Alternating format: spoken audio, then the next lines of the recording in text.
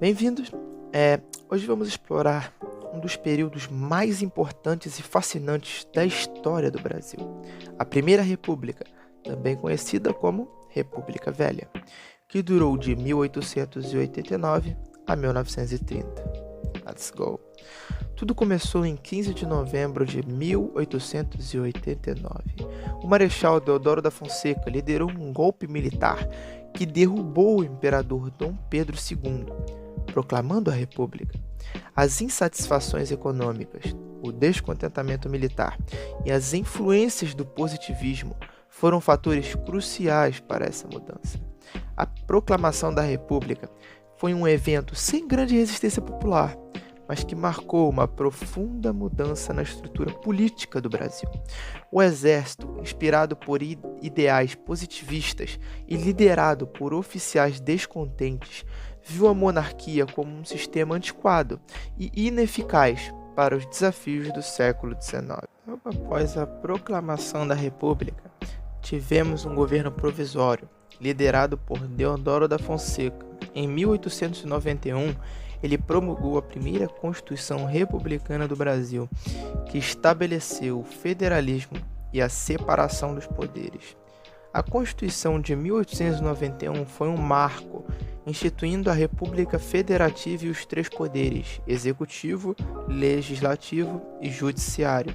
O presidente foi eleito por voto direto, mas apenas os homens alfabetizados e com certa renda podiam votar, excluindo assim grande parte da população brasileira.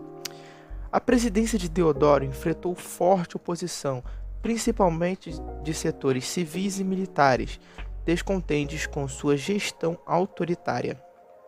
Em novembro de 1891, ele renunciou e seu vice, Floriano Peixoto, assumiu o cargo.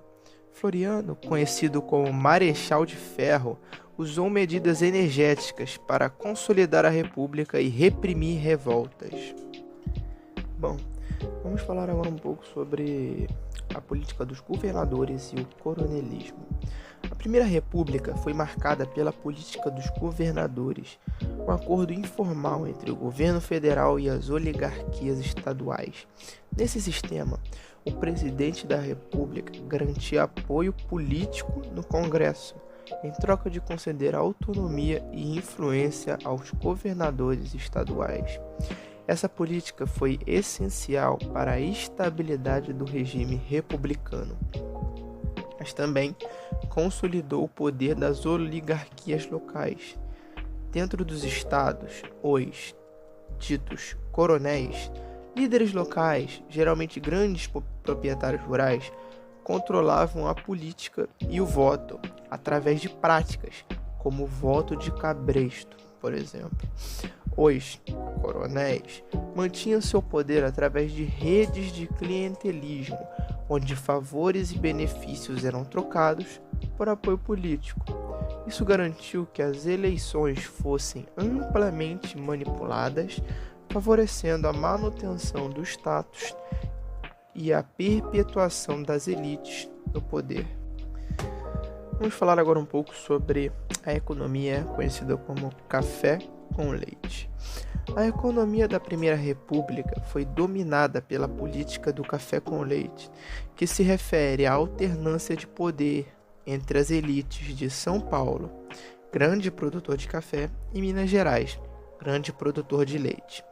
O café era o principal produto de exportação do Brasil e a base da economia.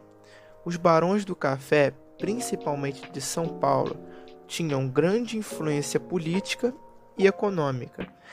Para manter o preço do café no mercado internacional, o governo implementou políticas de valorização do café, comprando e estocando o excedente para evitar a queda dos preços.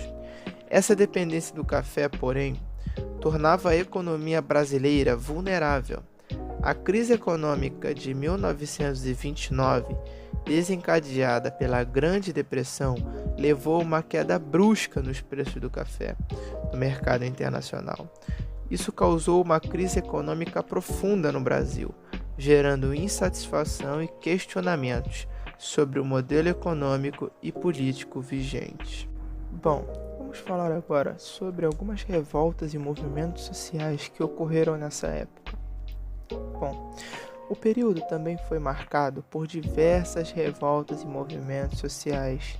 A Revolta da Armada, entre 1893 e 1894, foi uma série de rebeliões navais contra o governo de Deodoro e Floriano, motivada pelo descontentamento com o autoritarismo do regime.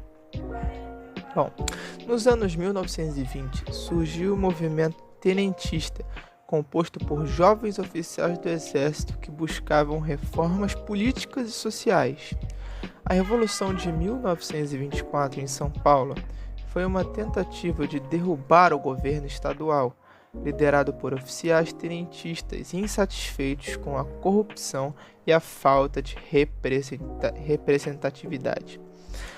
Um dos mais notáveis desse período foi a Coluna Prestes, que durou de 1925 a 1927, liderada por Luiz Carlos Prestes. A coluna percorreu mais de 25 mil quilômetros pelo interior do Brasil, denunciando as injustiças do regime e buscando apoio para suas causas. Embora não tenha conseguido tomar o poder, a Coluna Prestes se tornou um símbolo de resistência e luta por mudanças. Bom, vamos falar agora um pouco sobre como se findou esse período da Primeira República.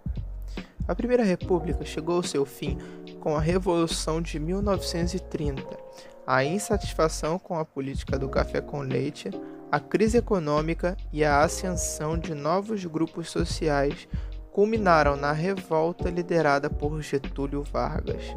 Vargas, apoiado por diversas facções descontentes, incluindo tenentistas e oligarquias dissidentes, tomou o poder em 1930, encerrando a República Velha. Ele foi levado ao poder após a derrota eleitoral de 1930, quando os resultados foram contestados e a violência se espalhou pelo país. A chegada de Vargas ao poder marcou o início de profundas reformas políticas, econômicas e sociais no Brasil, dando início à chamada Era Vargas.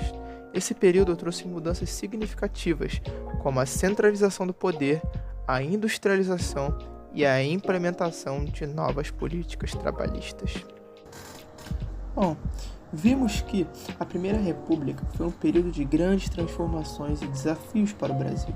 Embora tenha consolidado a forma republicana de governo e modernizado alguns aspectos da economia e da sociedade, também enfrentou limitações como autoritarismo, corrupção e exclusão política. E essa é a história da Primeira República Brasileira.